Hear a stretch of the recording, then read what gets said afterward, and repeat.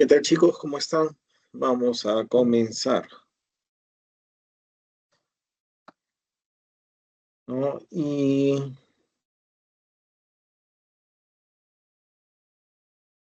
hoy día vamos a hablar sobre lo que es el precio. Ya en economía, el precio se entiende como el valor monetario asignado a un bien o servicio en el mercado, ¿no?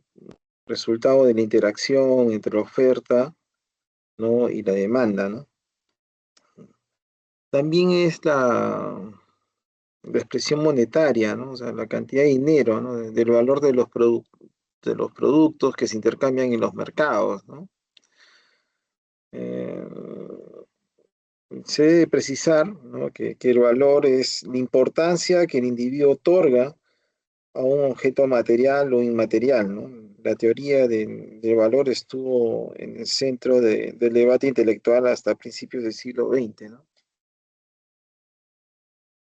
Y comencemos a ver acá, ¿no? Tenemos una lista de precios, ¿no? Que se le da acá producto ahí, la pata, la manzana, la mandarina, pero también a los servicios, ¿no? Bueno, continuemos, chicos.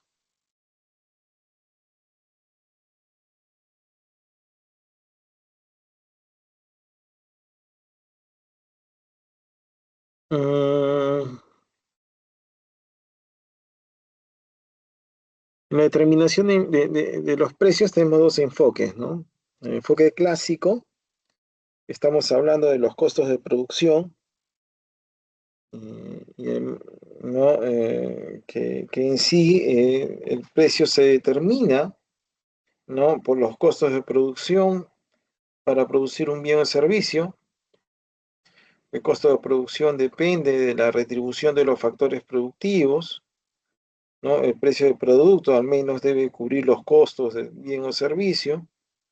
Una vez determinado el costo de elaboración de un producto, se debe establecer el margen de ganancia, la diferencia entre el precio de venta de un bien o servicio y el costo de fabricación del mismo, ¿no? Adam Smith, en su libro La riqueza de las naciones, afirmaba que el precio de toda mercancía está compuesto por los salarios, el beneficio y la renta. Entonces, que los salarios, el beneficio y la renta son tres fuentes originales de todo ingreso, como de todo valor de cambio, ¿no? Por eso es que acá se habla de costos de producción y de margen de ganancia, ¿no? Costo de producción, en la cual nosotros incluimos los costos variables, los costos fijos, ¿no? ¿No? Que de todas maneras el bien tiene que cubrir por lo menos los costos, ¿no? Y un margen de ganancia que no solamente debe cubrir los costos de producción, sino que el precio también debe incluir un margen de ganancia, ¿no? Cada empresa determina cuánta ganancia desea y eso va a determinar el precio del producto, ¿no?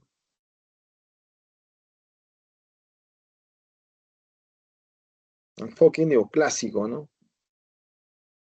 Hablemos de este enfoque neoclásico, ¿no? ¿No? El precio depende de la teoría de la utilidad, ¿no? Que puede ser entendida como cuánto están dispuestos los consumidores a pagar por un producto, ¿no? Por lo tanto, para cobrar el precio de un producto, la empresa toma en cuenta la demanda y la oferta en el mercado, ¿no? Una empresa debe tomar en cuenta la competencia al fijar el precio de un producto con la finalidad de medir y comparar los niveles de satisfacción que obtienen los clientes al pagar por un producto o servicio, ¿no? ¿No? Acá en este enfoque neoclásico, ¿no? Estamos hablando de lo que es la teoría de la utilidad, ¿no? ¿No? Que es utilizada por las empresas, ¿no? Que se dedican a medir mercados y compañías publicitarias, ¿no? Los consumidores también podemos utilizarla para saber qué tanto nos conviene comprar un producto o contratar un servicio de cualquier tipo, ¿no? Eh,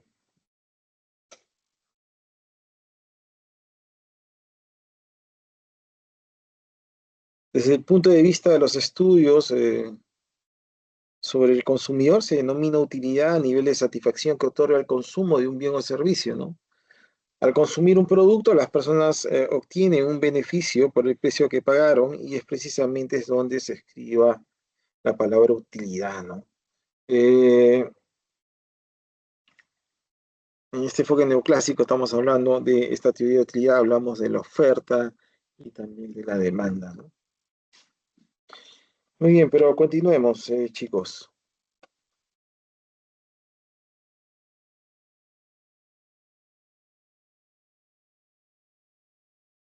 Hablemos ahora de la discriminación de precios, ¿no?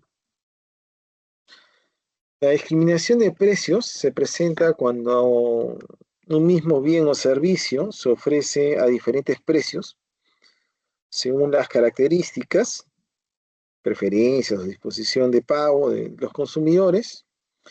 Cuando una empresa posee cierto grado de poder de mercado, puede incrementar sus ganancias aplicando esta práctica. En esencia, lo que busca en la empresa es captar el excedente del consumidor y transformarlo en mayores beneficios económicos, ¿no? Y esta discriminación de precios lo podemos clasificar, ¿no? Lo clasificamos primero como de primer grado, ¿no? ¿No? Y cuando hablamos de primer grado, es una discriminación perfecta, ¿no? Es conocida como una discriminación perfecta, ¿no? La empresa puede conocer cuánto está dispuesto a pagar cada uno de sus consumidores y por dicha razón está en la capacidad de imponer un precio diferente para cada consumidor y vender cada unidad al máximo precio que está dispuesto a pagar, ¿no? Es más propia de pequeños negocios o localidades donde hay competencia o es muy escasa, ¿no? Un ejemplo de discriminación de precios de primer grado es el regateo que consiste en cobrar cada cliente el precio máximo que está dispuesto a pagar por un producto o servicio, ¿no? Y, y acá vemos una gráfica, ¿no? Estamos viendo,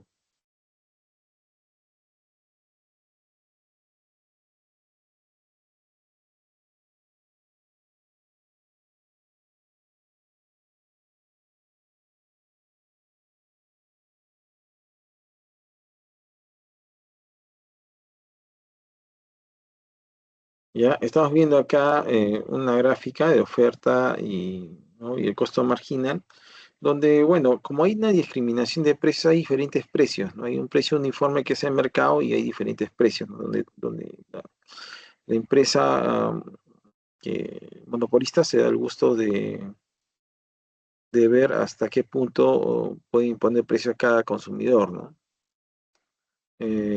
¿No? La demanda agregada es la suma, en este caso, de las demandas unitarias, ¿no? Eso es lo que estamos viendo ahí, ¿no? Y la cantidad total vendida de discriminación de primer grado también la estamos viendo en ese punto, ¿no? Bien, continuemos.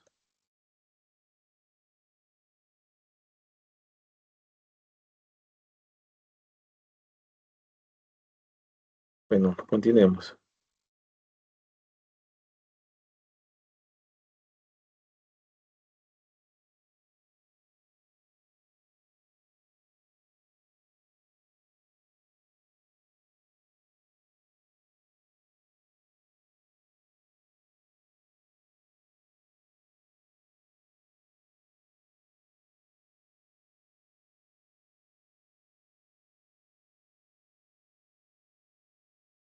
Bueno, un ejemplo, por ejemplo, un mercado un médico cobra diferentes precios por cada servicio ofrecido, ¿no? Y, ¿no?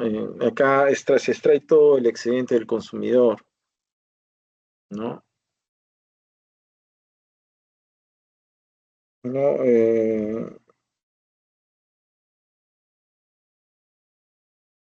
También un ejemplo podría ser el regateo, ¿no? El regateo, que consiste en que cada cliente, ¿no? Pone el precio máximo que está dispuesto a pagar por un producto o servicio, ¿no?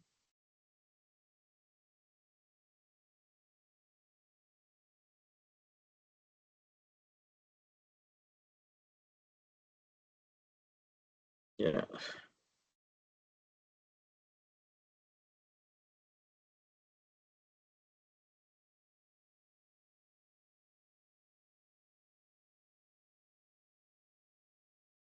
Segundo grado, ¿no? Discriminación de segundo grado. El vendedor no conoce la disposición a pagar de cada consumidor, ¿no? Ni el precio máximo que está dispuesto a pagar por cada unidad.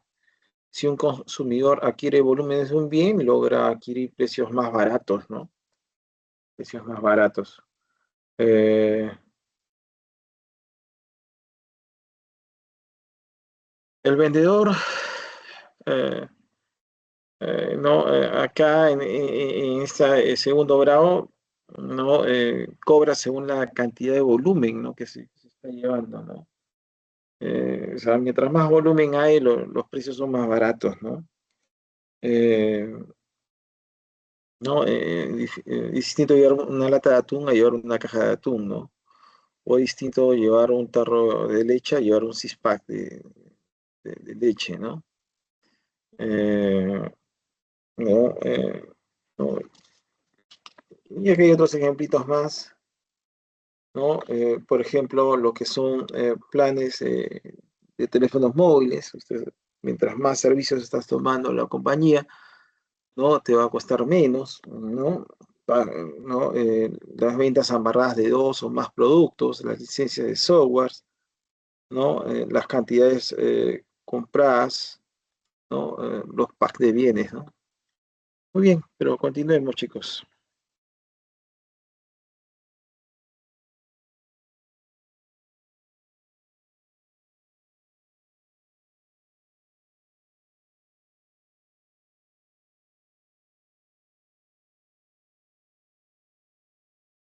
En tercer grado se cobra precios diferentes de acuerdo a los grupos de consumidores o segmentos de mercado. Es una de las técnicas más utilizadas dentro de las políticas de precios de numerosas compañías, ¿no? Sucede cuando se cobra un precio único en cada grupo de consumidores o segmento de mercado. Ya, estas técnicas son las más utilizadas dentro de las políticas de precios de numerosas compañías. La empresa divide el mercado en grupos de consumidores, cada grupo paga un precio diferente por el mismo producto o servicio, ¿no? Por ejemplo, la categorización de las matrículas de las universidades particulares de acuerdo al nivel socioeconómico, ¿no? O un cine cobra precios diferentes a niños, adultos, personas mayores, y transporte público como los escolares, los universitarios, ¿no? Los adultos, ¿no? Son cobran precios distintos, ¿no? Precios distintos. Muy bien, pero continuemos, chicos.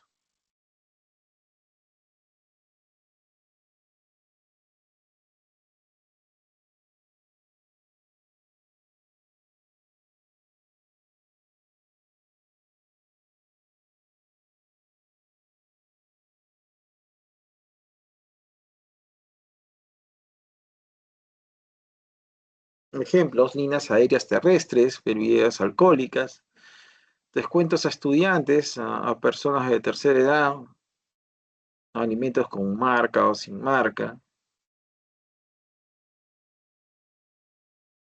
Esto puede ocurrir también en los servicios, ¿no?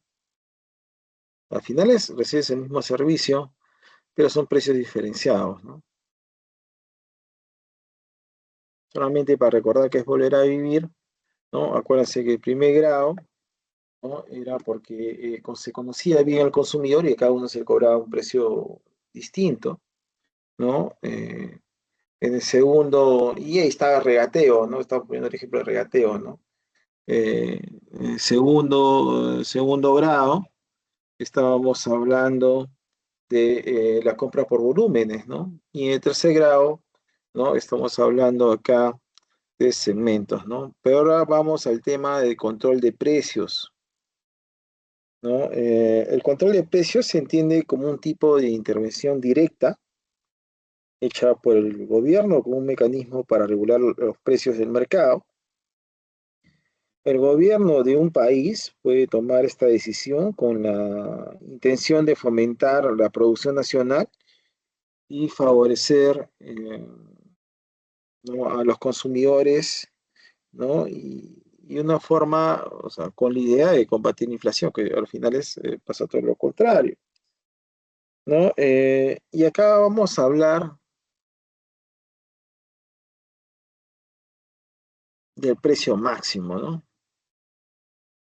Eh, el precio máximo, ¿ya? Es un precio situado por debajo del precio de equilibrio que favorece a los consumidores, porque al aplicarse un precio máximo se pretende reducir el precio final, utilizado principalmente en el mercado de bienes y servicios, ¿no? Acá se busca que una mayor cantidad de consumidores puedan acceder a un bien o servicio. Sin embargo, esta medida hará que la cantidad demandada sea mayor que la cantidad ofrecida, lo que provocará un exceso de demanda sin satisfacer, ¿no? No, la escasez puede generar la aparición de un mercado negro, donde los consumidores podrán conseguir el producto a un precio mayor. Un ejemplo, la aplicación de Dólar Book. ¿No? El Dólar Book, les comento, eso ocurrió en la década de los 80, ¿no? En el siglo pasado, ¿no? Y en el primer gobierno de Alan García, ¿no? Que era un tipo de cambio preferencial, ¿no? ¿No? Que a las finales, ¿no? Que digamos se originó al final es un mercado negro, ¿no? Eh, ¿No? O el Estado peruano ha traído Sindermin, que aplica fondos de estabilización de precios de combustible, ¿no? Que ahora no lo ha aplicado a todos, sino que ha sido más selectivo ya con las empresas de transporte público, ¿no? Y,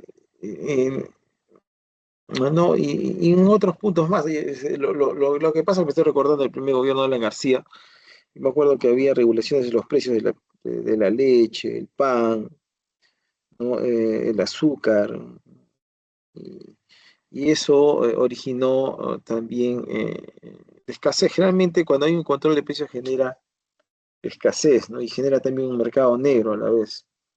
¿Ya? Y acá en la gráfica, ¿no? Estamos viendo que hay un precio de equilibrio y que ese precio está por debajo del punto de equilibrio, originando que hay una cantidad ofertada y una cantidad demandada distinta, ¿no? Donde la demanda es mayor que la oferta, ¿no? ¿No? Y esa diferencia es la escasez, ¿no? Esa diferencia es la escasez, ¿no? Eh, Acá tenemos otro ejemplo más, en este caso, barquillos de helados, ¿no? El precio de barquillo de helado, ¿no? Tenemos un precio de equilibrio, ¿no? ¿No? Aquí en este caso ha disminuido, ¿no? Y hay una cantidad ofertada y una cantidad demandada, ¿no? Esa diferencia es escasez, ¿no? En este caso hay especulación, desabastecimiento y mercado negro, ¿no? Generalmente es cuando ocurre cuando hay un control de precios, ¿no? El mercado tiene que interactuar por sí solo, ¿no? Y la mejor forma de bajar el precio es incentivando que haya mayor cantidad de competencia, ¿no? Eso incentiva la disminución de los precios. Pero bueno, continuemos.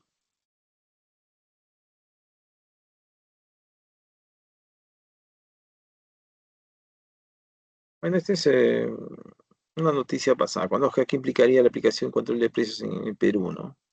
A medida planteada por los congresistas, y bueno, esa es otra cosa.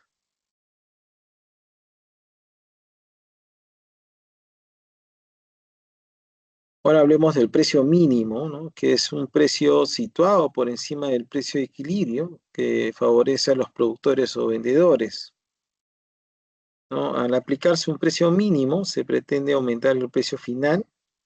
Se utiliza en el mercado de factores productivos. Su aplicación más conocida es el salario mínimo, ¿no? ¿No? Y,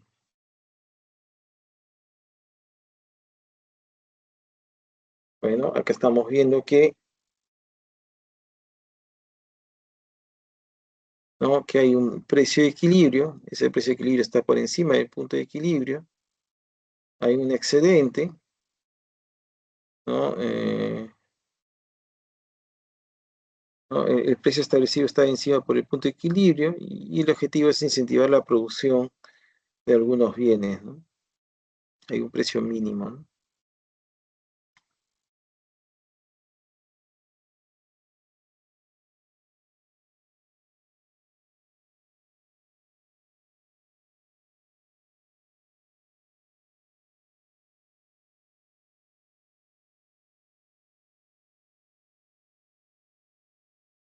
¿No? Y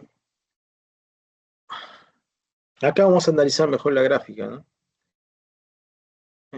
Si se percatan, acá el precio está por encima del punto de equilibrio, ¿no? Y,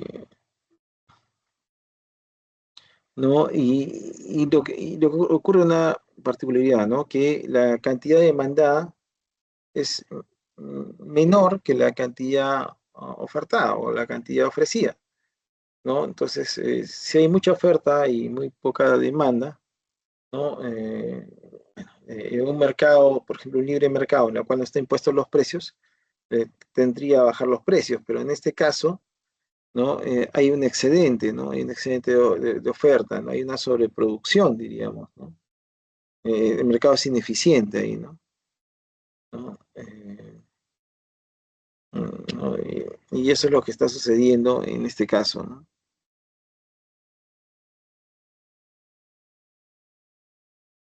¿Ya? Entonces, solamente para recordar que es volver a vivir, el precio mínimo está situado por encima del precio de equilibrio que favorece a los productores o vendedores, y al aplicarse el precio mínimo se pretende aumentar el precio final. Se utiliza el mercado de factores productivos y su aplicación más conocida es el salario mínimo, ¿no? Como les había comentado.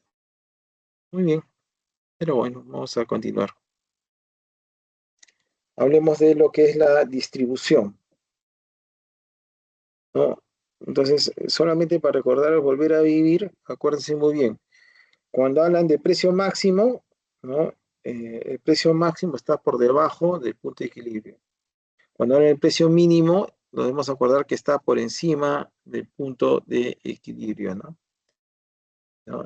Pero bueno, ahora hablemos de la distribución.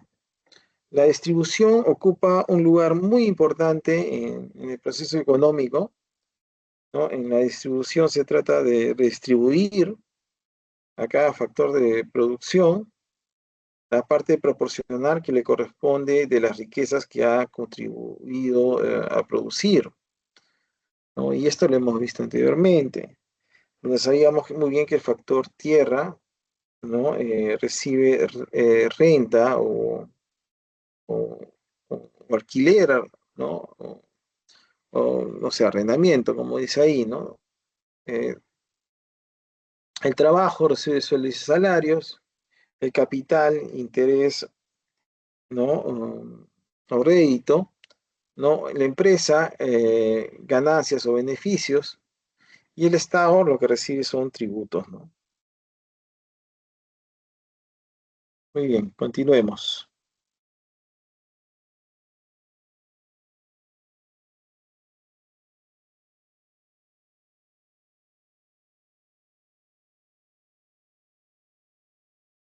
Continuemos, chicos. Hablemos ahora del ingreso y de la riqueza, ¿no? ¿No? Hablemos un poco de la distribución de la renta, ¿no? ¿No? En sí, ¿no? ¿No? Lo que es El ingreso, ¿no? Es el conjunto de todos los flujos de dinero que recibe una persona física o jurídica durante un periodo determinado. Los ingresos acumulados en el tiempo se convierten en riqueza, ¿no? Un ejemplo, el salario que recibe un trabajador para cada fin de mes, ingresos por alquileres, la renta que percibe una empresa por venta de mercaderías, dividendos.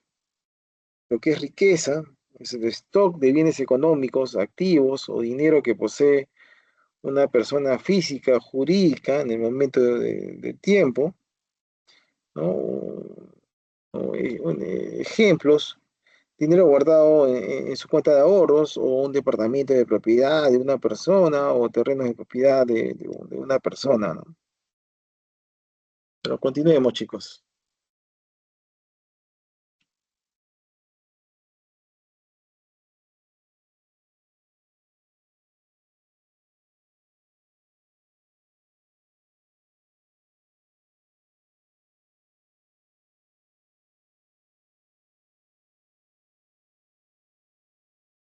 Hablemos de una desigualdad en la distribución del ingreso, ¿no? Ya, el mercado no responde, no puede garantizar la igualdad en la distribución de los ingresos debido a que depende de la participación y la propiedad de los factores productivos, ¿no? Y las causas de la desigualdad de distribución de ingreso, ¿no? La primera es la estructura productiva y tecnológica del país, ¿no? Que no es la más adecuada, ¿no? Eh, eh, la estructura de la propiedad de los recursos y del capital. También se puede hablar de la plusvalía, ¿no? Que genera otras actividades económicas, ¿no? ¿No? O la ausencia de capital que reduce la tasa de emprendimientos en un país, ¿no? O la inadecuada ¿no? política redistributiva del Estado, ¿no? ¿No? Pero continuemos, chicos.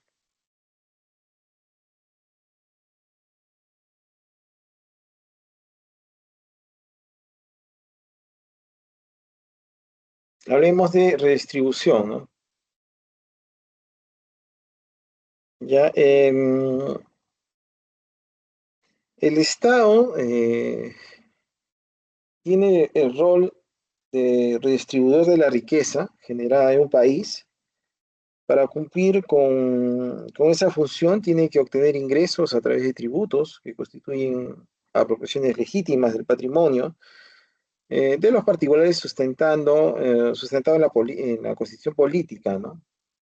Para transferirlos a otros mediante subsidios, subvención o programas sociales, ¿no? Entonces, primero hablemos de las subvenciones, ¿no? Y cuando hablamos de subvención o subvenciones, son transferencias de dinero que constituyen a financiar los gastos de una obra o proyecto, ¿no? Se puede, por ejemplo, subvencionar la construcción de un puente o una carretera, ¿no? O subvencionar para practicantes, o subvención económica para productores agrarios, ¿no? O, o el Programa Nacional de Desarrollo Tecnológico e Innovación, Innovate, apoyo en innovación, emprendimiento y la mejora tecnológica de las empresas, o subvenciones para el desarrollo de cooperativas rurales, o subvenciones para ayudantes de cátedra en la Universidad Nacional, ¿no? Entonces, esos son subvenciones, ¿no? Pero continuemos, chicos.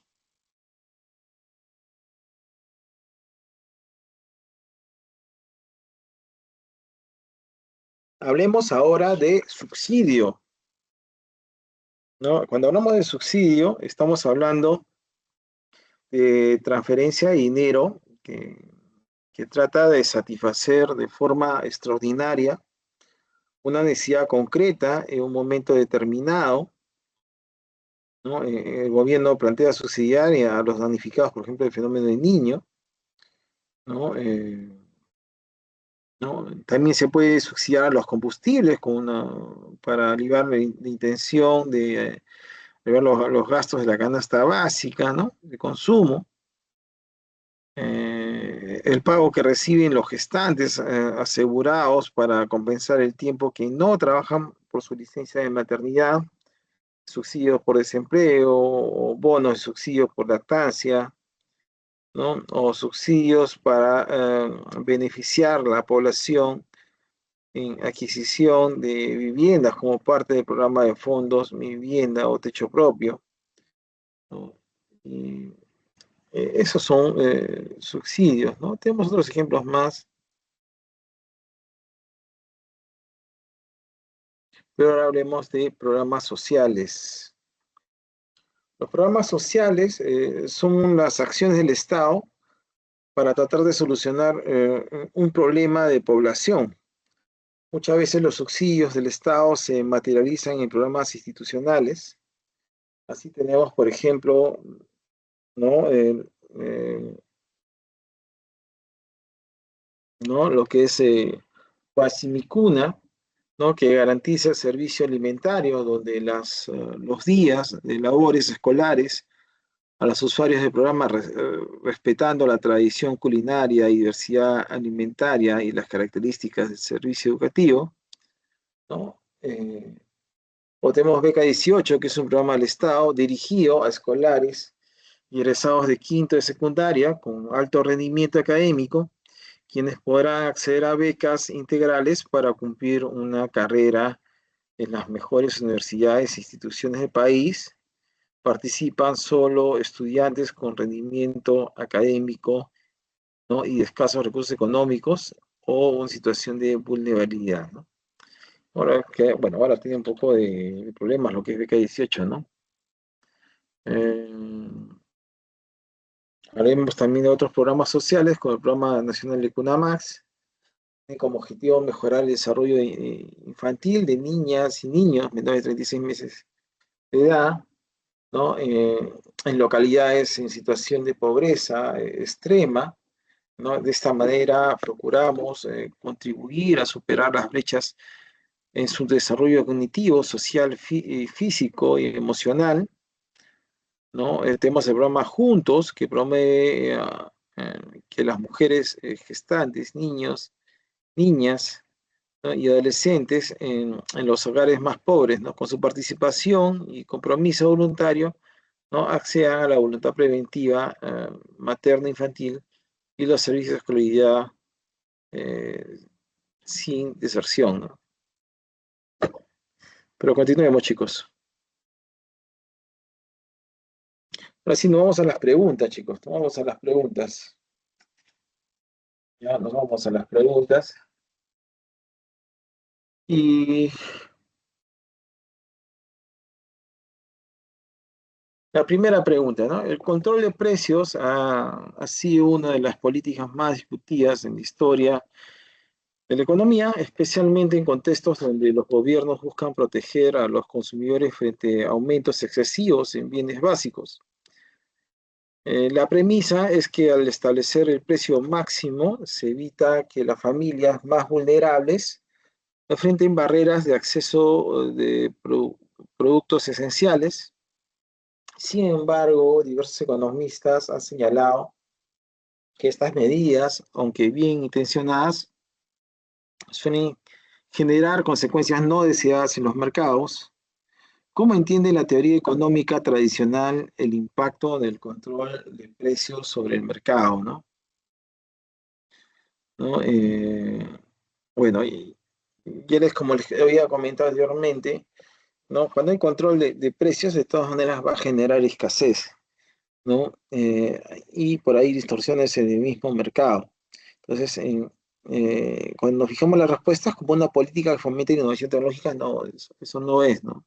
Un control de precios, ¿no? Como una herramienta que eleva permanentemente la productividad, tampoco lo es. Como un mecanismo que para expandir el comercio nacional, tampoco lo es. Como un incentivo para incrementar la oferta agregada, tampoco lo es, ¿no? Y simplemente es como una medida que genera distorsiones y escasez. Esa sería la respuesta, ¿no?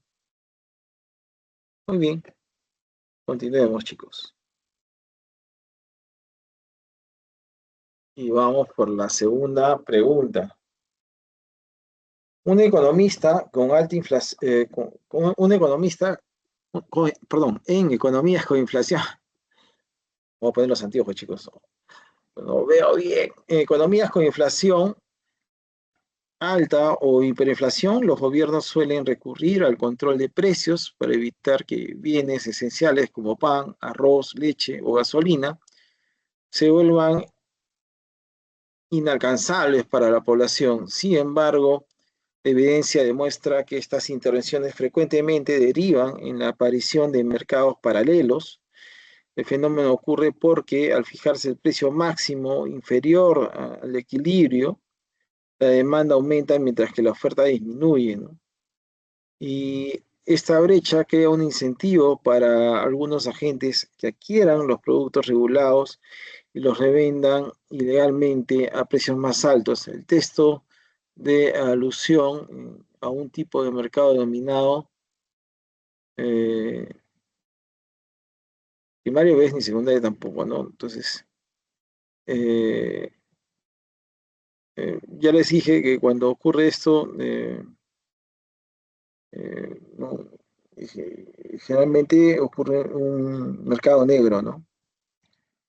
¿No? Y con un control de precios, ¿no? Ocurre un mercado negro, ¿no? Y dimos ejemplos, ¿no? Un par de ejemplitos dimos, ¿no? Y por ahí está la respuesta, ¿no? Mercado negro, ¿no? Los mercados negros no solo incrementan la desigualdad, sino que también debilitan la confianza en las instituciones estatales, pues la población percibe que las reglas oficiales no garantizan el acceso real, ¿no? A los bienes, ¿no? Pero continuemos, chicos.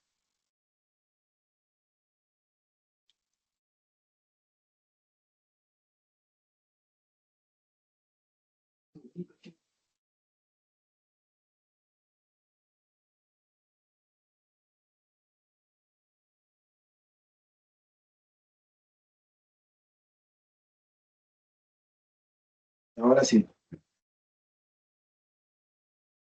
ahora sí, chicos. Durante la pandemia de COVID, varios países enfrentaron incrementos abruptos en los precios de insumos médicos esenciales, como mascarillas, oxígeno y medicamentos. Frente a ello, los gobiernos adoptaron medidas de control de precios para garantizar el acceso, ¿no?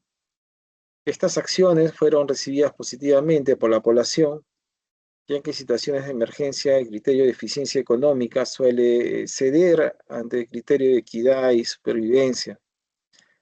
El acceso universal a insumos básicos de salud se considera un derecho prioritario. No obstante, el debate académico persiste en torno a si dichas medidas resultan sostenibles en el tiempo, ¿no? En muchos casos, los controles llevaron a que las empresas redujeran la producción, lo cual agravó la escasez en medio de una crisis ya compleja. Como un control de precios en un contexto de emergencia funcionaría mejor, ¿no? Mm, a ver, ¿no? Implementar juntos subsidios, incentivos de la producción, que esa es la respuesta, ¿no? Aplicando indefinidamente sin ajustes, o sea, no se puede aplicarlo indefinidamente, sustituyendo completamente las importaciones, eso tampoco es una solución, incrementándose la carga impositiva de los productores es peor, llevan los precios, centralizando todo el comercio en el mercado negro, ¿no? Y eso es peor porque los precios se vuelven más elevados, ¿no? Entonces la respuesta es la A, ¿no? Esta experiencia muestra que el contexto de emergencia de controles pueden ser útiles mientras que vayan acompañados de medidas que incentivan la producción y aseguran la distribución equitativa. Pero continuemos con la pregunta número 4. En economía, la discriminación de precios se refiere a la práctica mediante la cual el vendedor cobra precios distintos por el mismo servicio a diferentes consumidores, sin que exista sin que exista una justificación en los costos de producción. Este fenómeno se basa en la disposición de clientes a pagar. Algunos valoran más el producto y están dispuestos a pagar a un precio mayor, mientras que otros solo adquirirán si el precio es más bajo, ¿no? Aunque puede generar controversia, algunos economistas señalan que esta práctica permite ampliar el acceso a determinados bienes y servicios. Al captar clientes de otro modo, no podrían comparar el precio único, ¿no?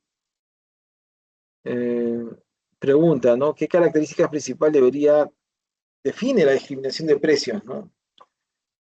¿No? Marcar con verdad o falsedad, ¿no? En este caso, vender productos de distinta calidad a precios distintos, no, no, eran productos, todos los productos eran iguales, ¿no? Entonces, eso es falso, ¿no? Eh, Cobrar precios diferentes por el mismo producto a diferentes clientes, ¿no? Eso también sería verdadero, ¿no? Cobrar precios diferentes al mismo producto a diferentes clientes, ¿no? Eso, si nos acordamos, está relacionado con qué, chicos? Con, ah, ¿no? Con el primer grado, ¿no? Primer grado, ¿no? Reducir los precios en cuanto los costos de producción bajan, ¿no? ¿No? Ese es falso, ¿no? ¿No? Ese es falso, ¿no? Aumentar los precios solo en épocas de escasez, también es falso, ¿no? ¿No? Ofrecer rebajas estacionales en mercados selectivos, y eso se le conoce eh, como el tercer grado, ¿no? Porque está hablándote ya de segmentos, ¿no? Entonces, la respuesta sería la C, ¿no? La discriminación de precios puede presentarse en diferentes formas, como cobrar tarifas distintas a estudiantes y adultos, ofrecer descuentos por volumen o establecer precios diferenciados según el país, ¿no? Entonces la respuesta es la C. Vamos a la pregunta 4. Ya,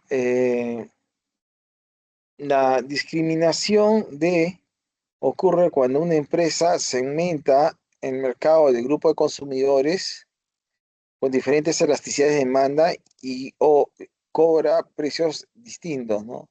Entonces, cuando escuchemos la discriminación de precios, ocurre cuando una empresa segmenta, dice, segmenta, dice, ya, palabra segmenta, estamos escuchando esa palabra, sería de tercer grado, ¿no? Entonces, ya con eso ya está sacando la respuesta, ¿no? Porque la única que dice tercer grado es la letra D, ¿no?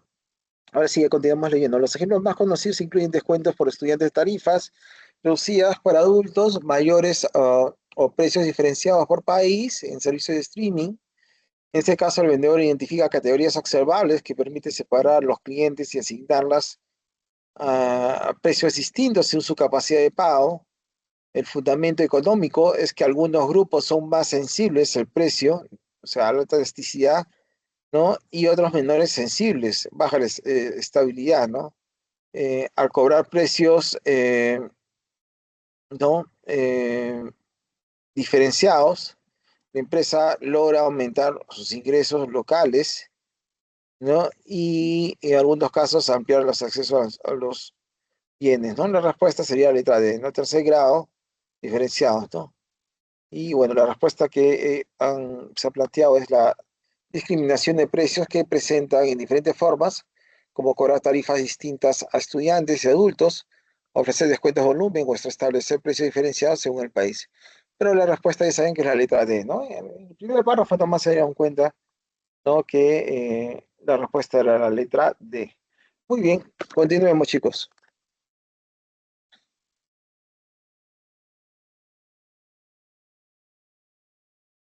Ahora nos vamos a la pregunta número 6. Uno de los principales roles del Estado moderno es la retribución de la riqueza, ¿no? Como el conjunto de políticas, eh, ¿no? Conjunto de políticas destinadas a reducir desigualdades económicas entre los ciudadanos. La base de esta intervención radica en la idea que los mercados, aunque eficientes en la asignación de recursos, no garantizan la equidad en los resultados. En ese sentido, los tributarios progresivos y los programas sociales se convierten en herramientas clave para equilibrar oportunidades, ¿no? Entonces, me pasa, pues. Ya, chicos, vamos a continuar. Un segundito, por favor. Me ha distraído algo acá. Ya. Muy bien, entonces, ¿cuál es el objetivo principal de la redistribución de la riqueza? ¿No? Es garantizar un mínimo de bienestar y reducir desigualdades extremas, ¿no? Pero miren las demás respuestas, ¿no? Eliminar completamente las desigualdades económicas, eso no, la distribución de la riqueza no ocurre, ¿no? Por ser únicamente inversionistas privados, tampoco ocurre, ¿no? Sustituir por completo el mercado de la asignación de recursos tampoco ocurre, ¿no? Impulsar únicamente la competitividad internacional, eso también, o sea, la riqueza no se va a distribuir ahí. Entonces, por eso la respuesta a la letra es, ¿no? Garantizar un mínimo de bienestar y reducir las desigualdades extremas, ¿no?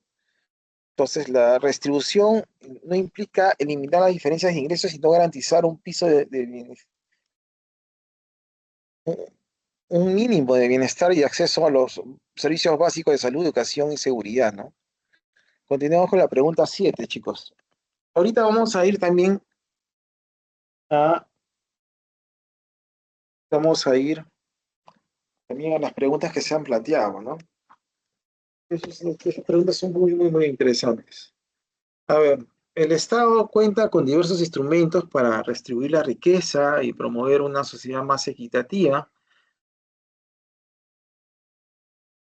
El más conocido es el sistema tributario progresivo, en el cual quienes tienen mayores ingresos aportan un porcentaje más alto en impuestos. Estos recursos se destinan a financiar servicios públicos universales como salud, educación, así como transferencias monetarias directas a sectores vulnerables, ¿no? Una de las herramientas más conocidas en la pandemia es el COVID-19, ¿no? ¿No? De tipo que permiten abaratar el costo de bienes esenciales como energía, transporte y alimentos, ¿no? Entonces, en este caso, lo que se aplicó fue subsidios, ¿no? Y esos subsidios fueron focalizados, ¿no? ¿No? En la pandemia. Los subsidios son recursos monetarios dirigidos a los consumidores productores para incentivar la economía artificialmente. En el caso de los consumidores focalizados en la necesidad de los recursos de la población durante la pandemia de COVID-19, personas empadronadas pertenecientes a los sectores de la miseria y pobreza de la población. Pregunta 8. Más allá de los efectos económicos, la redistribución cumple una función política y social crucial. ¿Ya? Al reducir las desigualdades extremas, se fortalecen los lazos de cohesión y se disminuye la posibilidad de conflictos sociales. Sociedades con brechas muy grandes entre ricos y pobres suelen experimentar mayores niveles de violencia, ¿no? Criminalidad, inestabilidad política. ¿Qué efecto social positivo suele tener la redistribución de la riqueza, ¿no? ¿No? Y, no, bueno, la redistribución, por tanto, no solo tiene necesidades materiales, sino también refuerza la legitimidad del Estado y estabilidad democrática, ¿no? ¿No? Incrementar la desigualdad social. Bueno, solamente leyendo las opciones ustedes se van a dar cuenta que no tiene mucha coherencia, ¿no? Con lo que, con la pregunta, ¿no? Incrementar la desigualdad social, ¿es algo positivo? No, ¿no? Reducir la participación ciudadana, ¿es algo positivo? No, ¿no? Generar mayores conflictos, tampoco no es nada positivo, ¿no? O favorece solo a los sectores de altos ingresos, también no es nada positivo. Entonces la respuesta en este caso es la letra B, ¿no? Fortalecer la cohesión y estabilidad social. Vamos a la pregunta número 9, chicos, la pregunta número 9. ¿No? Los mercados negros en el Perú han surgido históricamente en contextos donde el Estado ha impuesto restricciones severas sobre ciertos bienes o servicios. Estas restricciones han estado motivadas en muchos casos, ¿no? Por el intento de controlar precios y regular el acceso de productos considerados estratégicos. Cuando los precios oficiales se mantienen artificialmente bajos, la oferta legal disminuye, pero la demanda se mantiene o incluso crece. ¿Cuál de las causas principales del surgimiento de mercados negros en el Perú? ¿No? Entonces, acá estamos hablando de las restricciones estatales y controles de precios, ¿no? ¿No? Eh, este desajuste sentido a la aparición de redes ilegales que ofrecen dichos bienes o precios más altos de clandestinidad. Durante épocas de crisis económica, en la hiperinflación, este fenómeno se intensifica, afectando a sectores vulnerables de la sociedad. sobre todo diciendo en los precios de los productos básicos de la canasta alimentaria para la población, ¿no? Y la última pregunta, una vez nos vamos, chicos. Vamos a las preguntas que tengo preparadas para ustedes. Más allá de los impactos económicos, los mercados negros tienen profundas consecuencias sociales en el Perú. Al encarecer bienes básicos y distribuirlos de manera, ¿no? Se genera un sistema eh, que afecta especialmente a los más pobres, ¿no? Entonces, al encarecer los bienes básicos distribuidos de manera ilegal, porque está hablando acá, los mercados negros, profundas consecuencias sociales, de manera ilegal, ya se genera un sistema de exclusión que afecta especialmente a los pobres. Los consumidores quedan expuestos a los productos de menor calidad y sin garantía, lo que afecta contra su seguridad, y a su vez los mercados negros fomentan la informalidad, ¿no? Debilitando a la cultura tributaria y la confianza en las instituciones. En última instancia, este fenómeno perpetúa la desigualdad, ya que quienes no pueden pagar los precios inflados quedan fuera del acceso a bienes esenciales, ¿no? Entonces la respuesta es la letra A, ¿no? Ilegal, exclusión e informalidad, ¿no? Los mercados negros perpetúan la exclusión, desigualdad social. En un contexto ilegal, los consumidores están expuestos a productos de dudosa eficiencia. La informalidad se genera por la falta de registros en el Estado. Entonces las claves, de todas maneras, se las paso acá, ¿no? Que las copien. Y nos iremos a la parte más emocionante, pienso, ¿no? Que serían las preguntas elaboradas, ¿no? Para ustedes.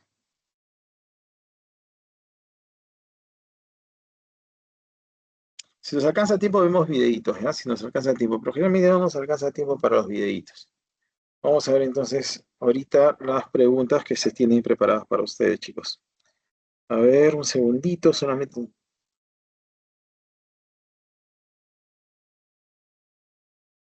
un segundito. Estoy preparando toda la información para ustedes.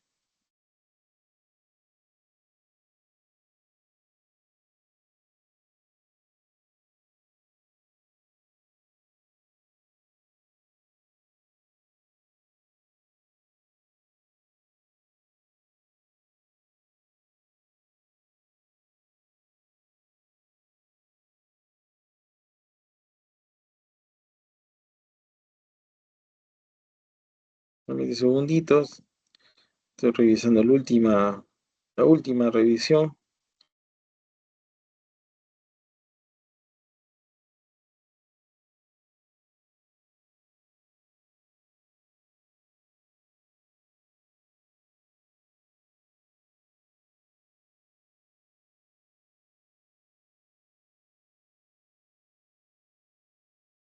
Creo que por ahí se me ha pasado una que...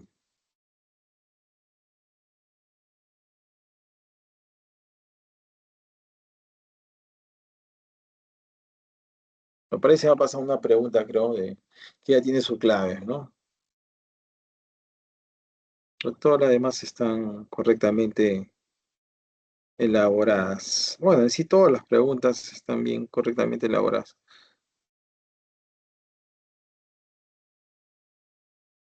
Ya, voy a proyectar, chicos.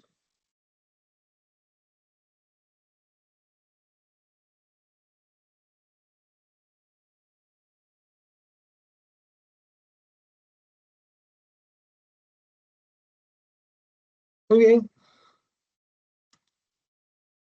y vamos a comenzar, chicos, nosotros.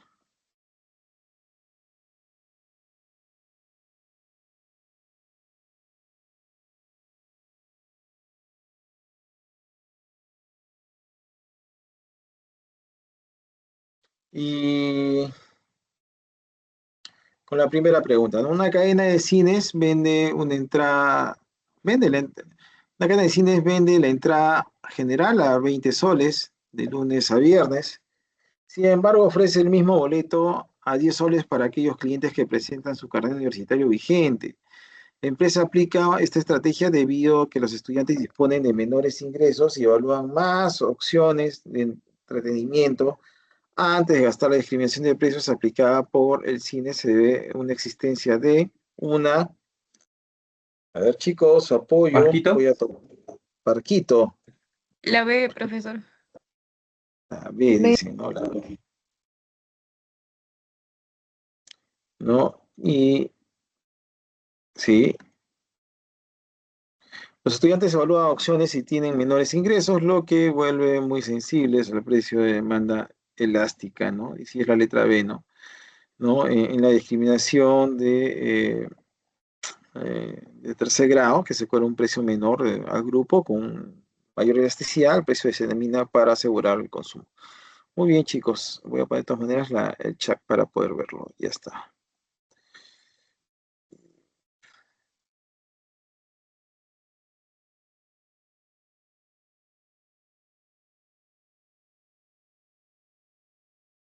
Vamos a ver un segundito, que no quiero ver el chat bien.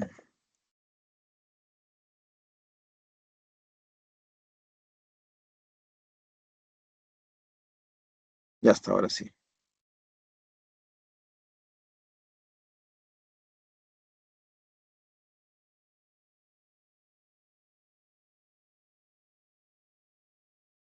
Vamos a comenzar. Ya está la pregunta 2. El Estado otorga bonos mensuales de dinero a familias en pobreza extrema para cubrir su canasta alimentaria. Paralelamente entrega fondos a universidades públicas para financiar proyectos exclusivos de investigación científica. Respecto a estas transferencias, el primer caso es un subsidio y el segundo es una subvención. Porque el subsidio, a ver chicos, La A. letra A, financia la producción y la subvención apoya el consumo familiar. ¿Alguien más? La ¿Mm? C. La C, alianza social. Ya tenemos dos respuestas. Es la letra C, ¿no? El subsidio tiene un carácter asistencial enfocado en el bienestar social inmediato del beneficiario, o sea, la alimentación, ¿ya? Y la subvención es un fondo sujeto a cumplimiento de objetivo o una actividad concreta, ¿ya? Entonces, en este caso, es la letra C porque alivia una necesidad social y una subvención financia un fin específico. Muy bien, pero es bueno tener dos opiniones. Vamos a la tercera pregunta, chicos. Un carpintero fabrica una mesa empleando herramientas sencillas, ¿no? Y madera local durante un total de 10 horas de trabajo. Al intentar venderla en el mercado, se percata que su precio es idéntico a una silla importada que requirió exactamente la misma cantidad de horas de mano de obra para ser producida.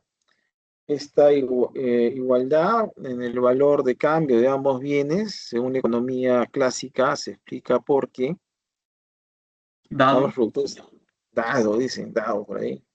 Alguien más me responde, Dado también, profesor. dado, todos por dados, ¿no? Vamos a ver primero las alternativas. Ambos productos satisfacen exactamente la misma necesidad de los productos consumidos. El precio del mercado depende exclusivamente de la escasez, ¿no? La utilidad marginal de la mesa y la silla es la misma del comprador. El valor de un bien, ya, dado. El valor de un bien, bueno, vamos a ver. El valor de un bien está determinado por la cantidad de trabajo necesario para producirlo, ¿no? Para los economistas clásicos como Smith y Ricardo, la determinación de precio o valor de cambio de los bienes reproducibles dependen fundamentalmente del costo de producción, específicamente de la cantidad de trabajo requerido o incorporado en su producción, ¿no? Es por eso que es dado, ¿no? Es por eso que es dado. Muy bien, pero vamos a continuar.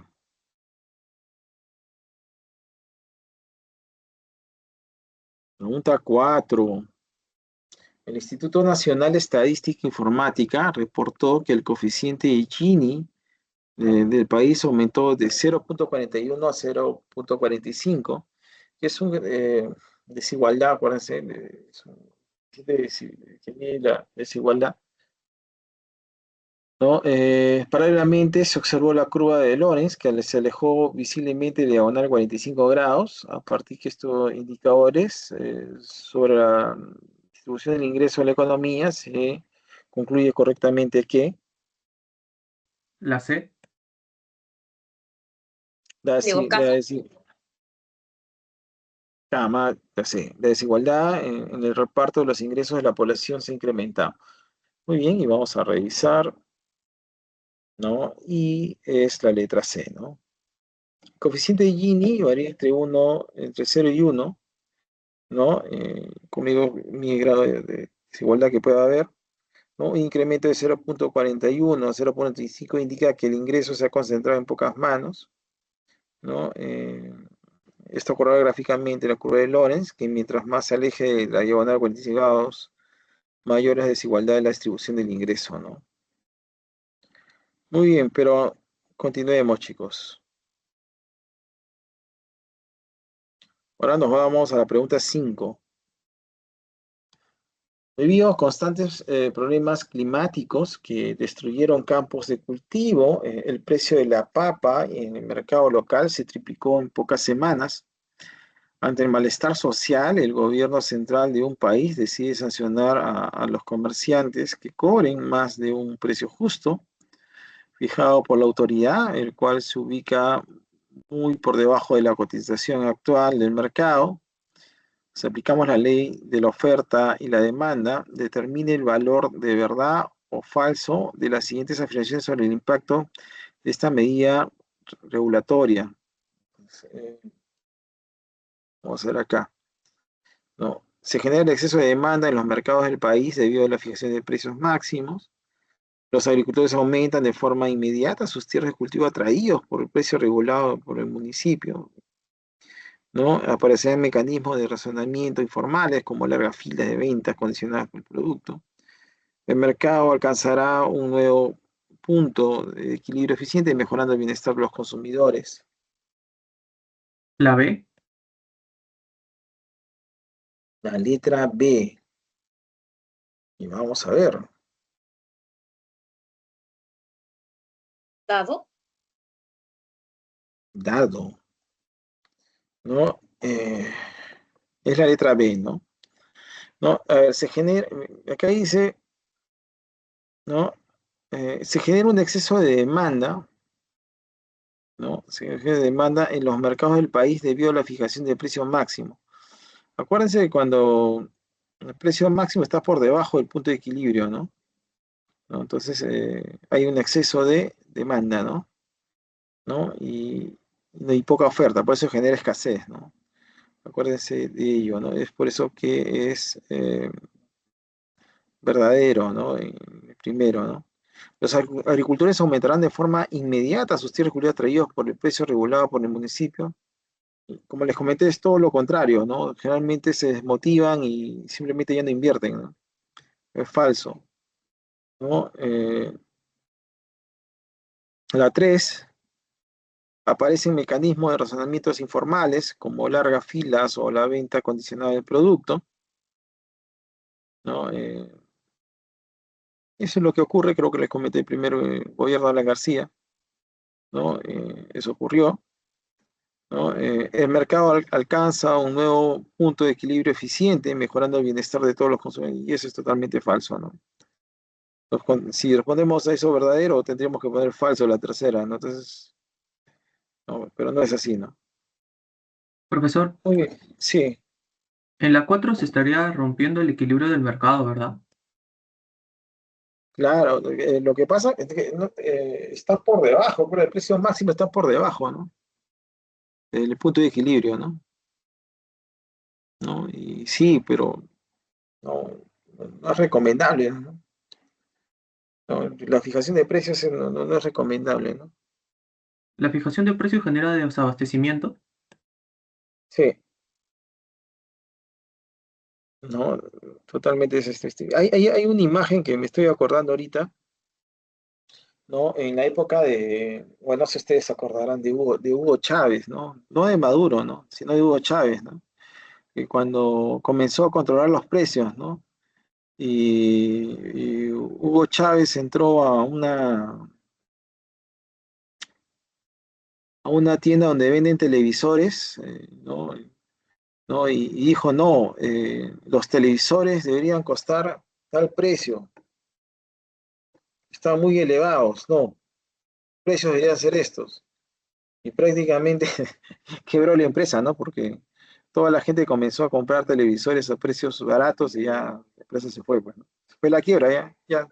Ahí mismo le entrevistaron al empresario diciendo, no, ya que voy a invertir acá, ¿no? Lo más lógico, ¿no? Muy bien, pero ya, continuemos.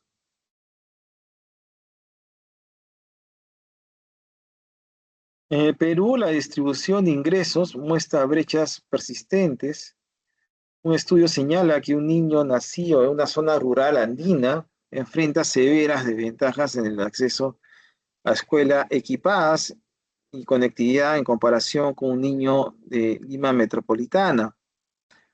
Al crecer, estas diferencias iniciales limitan sus oportunidades laborales y su productividad, consolidando la desigualdad socioeconómica a lo largo de su vida. Según lo descrito, la causa fundamental de la desigualdad expuesta se origina en la falta de voluntad de trabajadores para migrar a las grandes ciudades, ¿no? La excesiva carga tributaria en el Perú que impone empresas regionales, la disparidad de asignación de capital humano y servicios públicos básicos, el libre juego de la oferta. eh, Casa, pe, profe, casa. casa, ya. Casa, dicen casa. Casa es verdad, es casa. La redistribución no implica eliminar diferencias de ingresos, sino garantizar un piso mínimo de bienestar y acceso a servicios básicos como salud, educación y seguridad. Muy bien, continuemos, chicos. Pregunta 7. Un neurocirujano de prestigio, único especialista en una región, atiende de forma personalizada a sus pacientes mediante entrevistas exhaustivas previas, evalúa la urgencia del caso, ¿no? Los ingresos y la disposición máxima a pagar de cada persona. Así cobra un precio diferente y exacto a cada individuo, logrando absorber por completo el excedente del consumidor. Este escenario describe una discriminación de precio de primer grado, lo cual genera como consecuencia que la empresa elimine la pérdida y recupere la eficiencia del monopolio, el mercado se vuelve informal ante la protesta de los consumidores, la cantidad transada del mercado sea menor que el monopolio simple, el productor comparta sus beneficios equitativamente con la sociedad y los compradores de menores recursos reciban subsidio directo del Estado.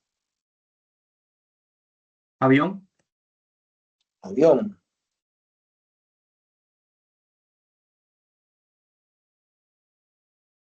¿no? Y la respuesta es avión, pues, ¿no? ¿No? En la discriminación de precios de primer grado, el monopolista le cobra a cada cliente exactamente un precio de reserva, ¿no? Lo máximo que está dispuesto a pagar, ¿no? Al hacer esto, el productor vende hasta la última unidad, donde el precio es igual al costo marginal, produciendo exactamente la misma cantidad que un mercado de competencia perfecta.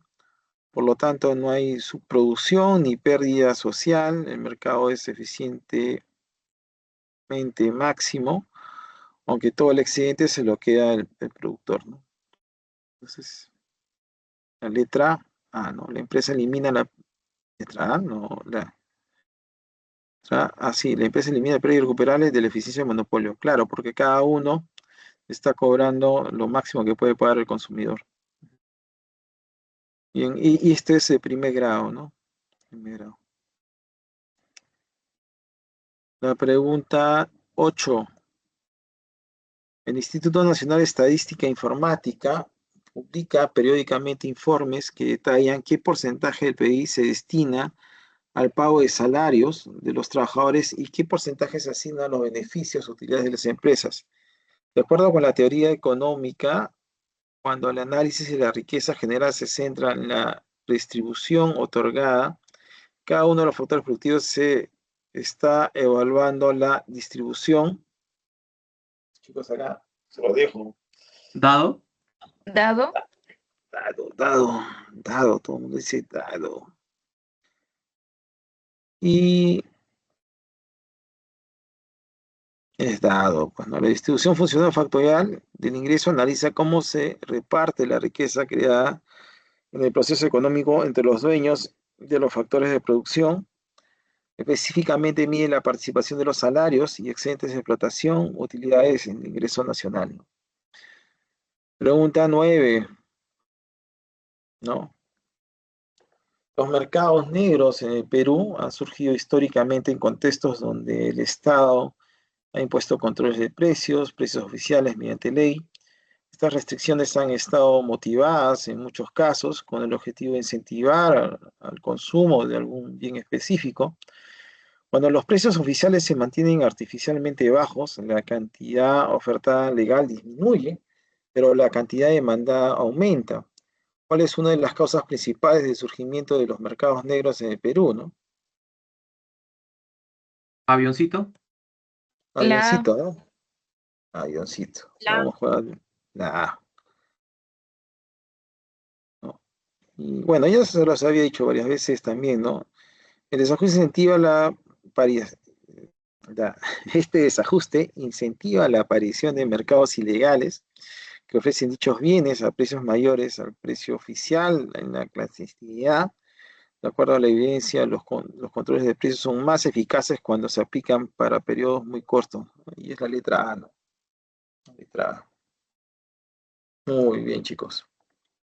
Generalmente eso ocurre cuando el Estado interviene, ¿no? En control de precios.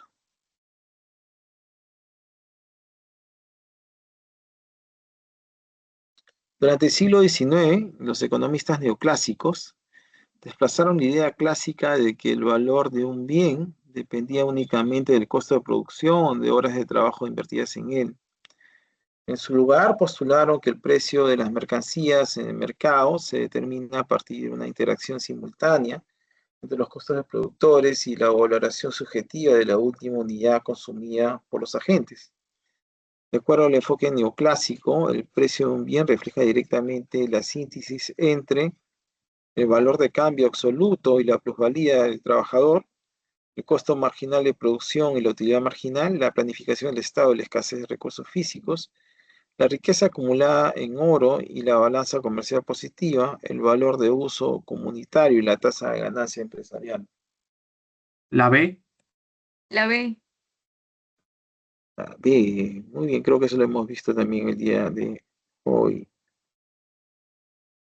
¿no? La escuela neoclásica unificó la oferta y la demanda, ¿no? Que lo habíamos mencionado, determinó que el precio se fija en el equilibrio donde se cruzan los costos de producir una unidad adicional y la satisfacción que reporta el último bien de consumo. Cuando escuchen ustedes marginal, también acuérdense que es una unidad adicional, ¿ya? Ese es un truquito. Costo marginal, ingreso marginal, ¿no? Todo es una unidad adicional. Ya, bien. Ahora nos viene preguntas de repaso ya de todo lo que hemos estado viendo, pero me he enfocado más en la parte de la semana 3 creo, para arriba, ¿no? Empresa y economía informal, ¿no? Rosa inició un taller de confecciones en su vivienda, contrata a 3 vecinos y vende sus productos en redes sociales. Aunque tiene ganancias constantes y no registra su negocio ante SUNAC, le otorga beneficios laborales a sus trabajadores. Debido a ello, tampoco puede acceder a créditos bancarios para ampliar su producción. La situación descrita que Rosa ¿no? Dirige una sociedad anónima abierta que participa en el mercado informal, opera una unidad productiva del sector informal, limita sus posibilidades de crecimiento empresarial, desarrolla una empresa pública cuya finalidad es el bienestar social, participa únicamente en el empleo informal pero no en informalidad productiva, forma parte de un mercado legal porque realiza actividades prohibidas. Barquito. Barco. Barco, barco. Vamos a ver si es barquito. Y es barquito, es barquito. ¿No? El caso combina, bueno, el concepto de empresa como unidad productiva, como el sector informal, y la falta de registro tributario y acceso de crédito son las características de informalidad productiva. ¿no? Pues por eso que es la letra B, ¿no? Opera una unidad productiva del sector informal y limita su área de crecimiento empresarial. Muy bien, nos vamos a la pregunta número 12. Vamos a la 12. Una fuerte sequía afecta la producción de café en la selva peruana. Como consecuencia, muchas empresas cafetaleras reducen la cantidad que pueden llevar al mercado. ¿No? Considerando la teoría del mercado y la oferta, es correcto afirmar que produce un aumento de la cantidad ofertada por efecto del precio, un desplazamiento de la oferta hacia la derecha, una disminución de la oferta debido a un factor distinto al precio, un incremento de la demanda por cambios en las preferencias, una expansión del mercado minorista. Casita. No sé. La C. ¿Quién es la C, no? ¿No? Una disminución de la oferta debido al factor distinto del precio, ¿no? Una fuerte sequía, acuérdense que en este caso está hablando de la sequía, que es distinto totalmente el precio, ¿no? De todas maneras tiene que afectar a lo que es la oferta, ¿no? Una disminución de la oferta debido a un factor distinto del precio. Muy bien. El clima es un determinante de la oferta. La sequía reduce la producción y desplaza la curva de oferta hacia la izquierda. Nos vamos a la pregunta número 13. Una familia compra alimentos en un supermercado. Para ello utiliza los ingresos obtenidos por el trabajador que sus integrantes ofrecen a distintas empresas.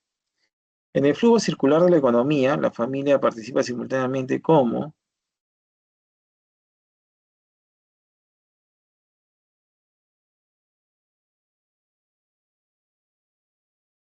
¿Casa? Profesor. Casa. ¿Casa? masa. A ver, unidad de consumo y oferente en los factores productivos. Creo que sí es casita. Los hogares demandan bienes y servicios, pero también ofrecen factores productivos en las empresas a cambio de remuneraciones. Sí, es casa, chicos. Ahora nos vamos a la pregunta número 14. Una empresa productora de gaseosas observa que el precio internacional de azúcar aumentó considerablemente. Para mantener su margen de ganancia, decide elevar el precio de venta de sus productos. Según los enfoques sobre el precio y los determinantes de la oferta, esta decisión se explica principalmente que disminuyó la utilidad del consumidor, aumentó el ingreso de los compradores, se incrementó los costos de producción, ocurrió una expansión de la demanda, apareció una externalidad positiva. Casita. Casa. No sé. Casa, casita, ¿no?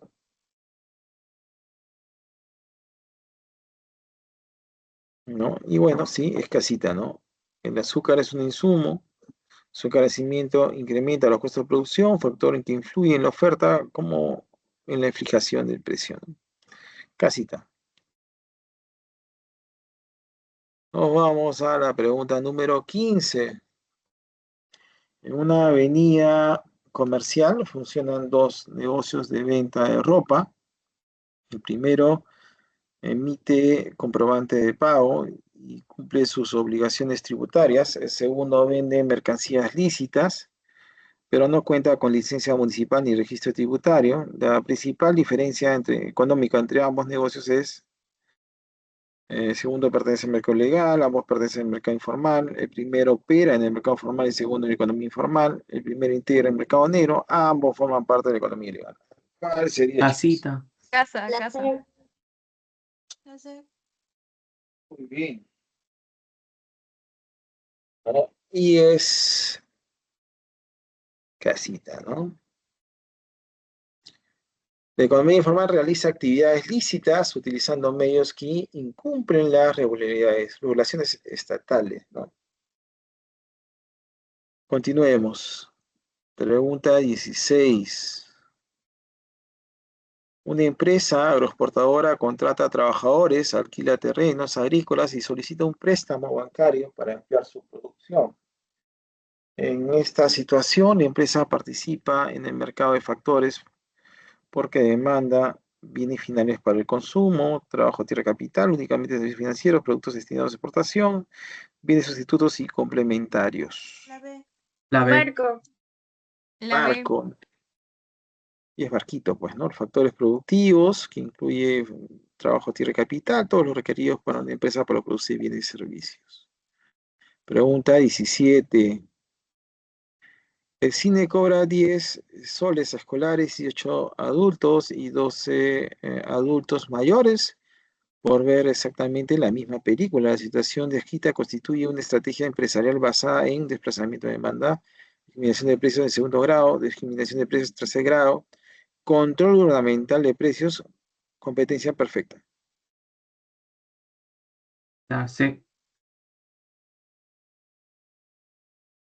Solamente una persona me respondió, no puede ser posible. Muy bien. Se cobra un precio diferente según el segmento de consumidores, característica de discriminación de precios de tercer grado, ¿no? Es un segmento de mercado. Muy bien. Continuemos, Profe, chicos. disculpe, rapidito, entonces podría decir algo clave para acordarme lo que es primer, segundo y tercer grado. Si no se puede, normal, seguimos. No, sí, claro. Lo que es primer grado ya es porque la empresa no hace pagar a los consumidores el precio máximo, o sea, identifica a cada consumidor para que pague el precio máximo, ¿no? Y el mejor ejemplo es el regateo, ¿ah? O sea, cuando tú vas, ¿no? Y comienza a regatear el precio, ¿no? Vas a pagar el precio máximo que estás, ¿no? Ahí estás con la disposición a pagar ese precio máximo, ¿no? ¿Ya? Ese es el primer grado. ¿Ya? El segundo grado ya es por cantidades, pues, ¿no?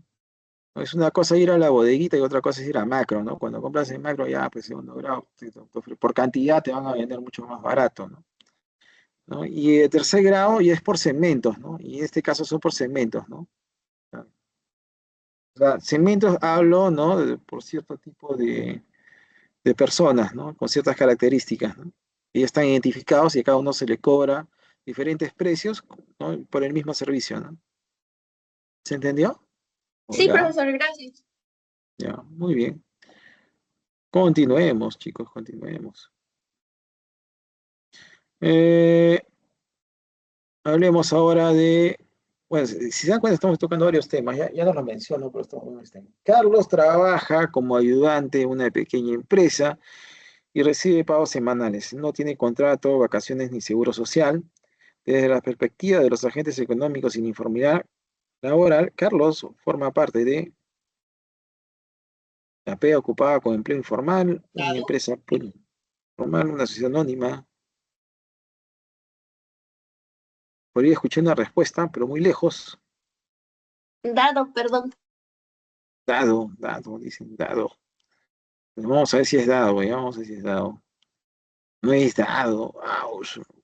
No puede ser posible, se equivocaron. Ya, nuevamente leo la pregunta. Carlos trabaja como ayudante en una pequeña empresa y recibe pagos semanales. No tiene contrato, vacaciones ni seguro social. Ya, desde la perspectiva de los agentes económicos y la informalidad laboral, Carlos forma parte de, ¿no? Y la letra A, ¿no? P ocupada con empleo informal, ¿no? Un empleo informal se caracteriza por ausencia de protección laboral y beneficios establecidos por ley. Entonces, la letra A. Muy bien. Continuemos con la pregunta número 19. ¿No? La moda por consumir bebidas energéticas incrementa notablemente las preferencias de los consumidores. Mientras tanto, las empresas mantienen constante su capacidad productiva. Si las demás variables permanecen constantes, es esperable que disminuya el precio de equilibrio, aumente la oferta y disminuya la demanda, aumente la demanda y se eleve el precio del mercado, disminuye la cantidad de demanda, desaparezca el mercado. La cita. ¿Alguien más? Ha tenido respuestas.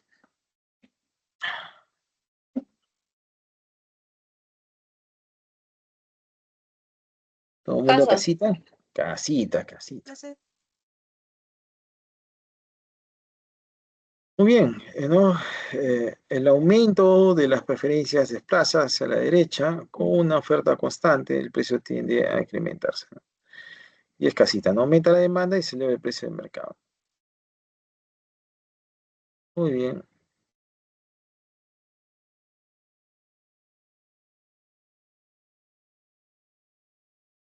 Ahora veamos el tema de hoy. Ante el incremento del precio de un medicamento esencial, el gobierno fija un precio máximo por debajo del precio de equilibrio para facilitar el acceso de la población.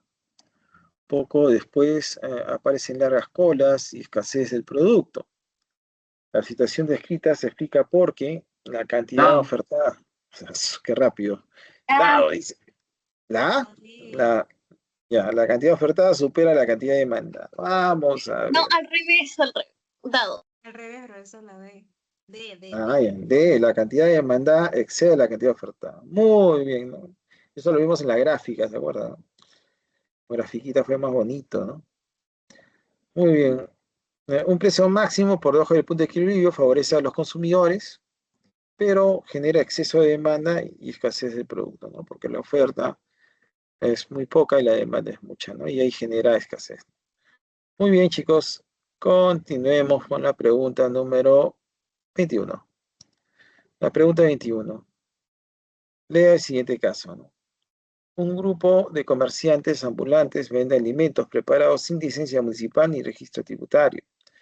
Debido a su condición informal, no puede acceder a financiamiento bancario ni adquirir maquinaria moderna, por lo que su productividad permanece baja y sus costos sanitarios son elevados.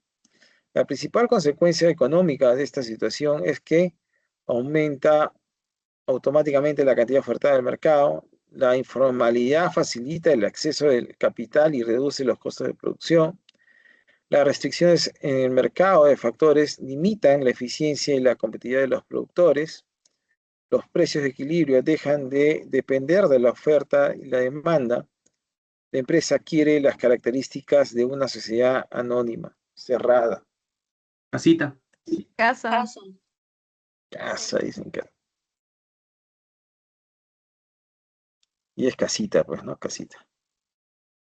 La informalidad impide el acceso al crédito, ¿no? Factor productivo fundamental, que es el capital, ¿no? La menor inversión reduce la productividad y la competitividad. En el caso relacionado a la informalidad, los mercados de factores y determinación de precios. Entonces, la respuesta es la C, las restricciones del mercado de factores limitan la eficiencia y la competitividad de los productores. Muy bien, vamos a la pregunta número 22. Tras un terremoto, disminuye considerablemente la producción de agua embotellada, mientras miles de personas incrementan sus compras preventivas. Ante ello, el gobierno establece un precio máximo inferior al precio de equilibrio. ¿Cuál es el efecto más probable? ¿El exceso de oferta y acumulación Dadito. de inventario? Dadito. Dadito dice La escasez D. más pronunciada. La D. Escasez más pronunciada debido al exceso de demanda. Entonces nos vamos a la D. Y es verdad, ¿no? La oferta disminuye y la demanda aumenta, ¿no? El precio máximo impide que el precio suba hasta el nuevo equilibrio, generando una escasez aún mayor. Muy bien, chicos, continuemos. Ahora nos vamos a la pregunta número 23. Una empresa formal de transporte subcontrata a conductores mediante acuerdos verbales para evitar el pago de beneficios laborales. Los trabajadores laboran para una empresa legalmente constituida, pero carecen de seguro y vacaciones. Según la teoría económica, esta situación evidencia que todo empleo generado por empresas formales es formal. El empleo informal puede existir dentro de las empresas pertenecientes al sector formal. Informalidad solo se presenta en empresas no registradas. La empresa pertenece al mercado negro. Los trabajadores son empresarios individuales. La C. Barquito. Barco. Digo la B. La B. La B. Sí.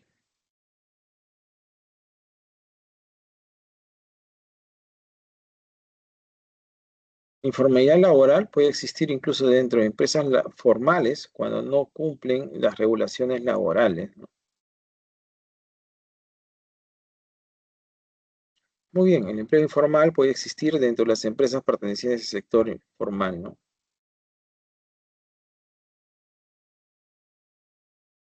Ahora nos vamos a la siguiente pregunta, 24. Una empresa minera contrata trabajadores, alquila maquinaria, compra combustible y posteriormente vende cobre refinado en el extranjero. ¿En qué secuencia participan los mercados involucrados? Mercado de bienes, mercado financiero, mercado informal, mercado de factores, proceso productivo, mercado de bienes, mercado negro, mercado de trabajo, mercado abierto, mercado minorista, mercado mayorista y mercado laboral, mercado de bienes, mercado de factores y mercado de consumo. ¿Cuál, chicos? La B. La B. Y es la B, ¿no? La empresa primero adquiere factores productivos, luego produce y finalmente comercializa bienes.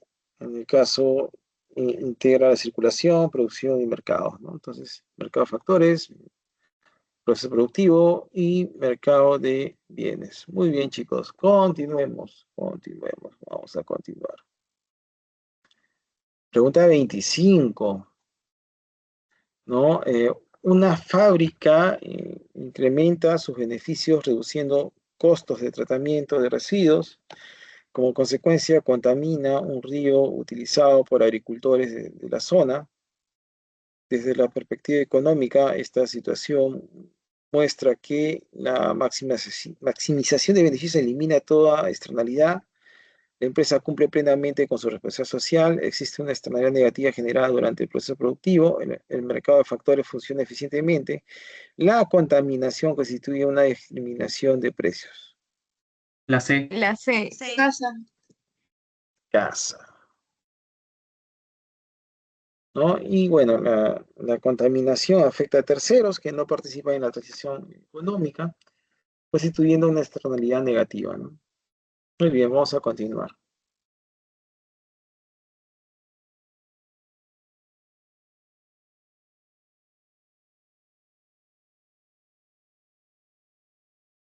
Ya, vamos a la pregunta número 26. Una aerolínea vende un mismo vuelo a precios distintos. Los boletos comprados con 6 meses de anticipación cuestan menos que aquellos adquiridos un día antes del viaje. La estrategia se sustenta principalmente en que todos los consumidores tienen la misma disposición a pagar. La empresa busca captar diferentes niveles de utilidad y disposición de pago. Existe competencia perfecta. El Estado impone precios diferenciados. La oferta se desplaza hacia la izquierda. La B. La B. La B. Muy bien. La empresa aprovecha que distintos consumidores que valoran de forma diferente el servicio y están dispuestos a pagar precios distintos, ¿no? La empresa busca captar diferentes niveles de utilidad y disposición de pago. Muy bien. Está relacionado también al tema del día de hoy.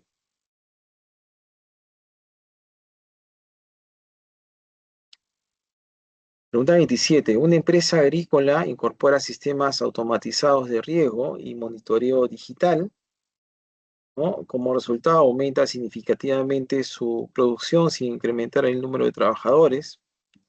Si los demás factores permanecen constantes, ello ocasionará una disminución de la oferta, un movimiento a lo largo de la curva de oferta, un desplazamiento de la oferta hacia la derecha, una disminución de la demanda, un aumento del empleo informal. La C.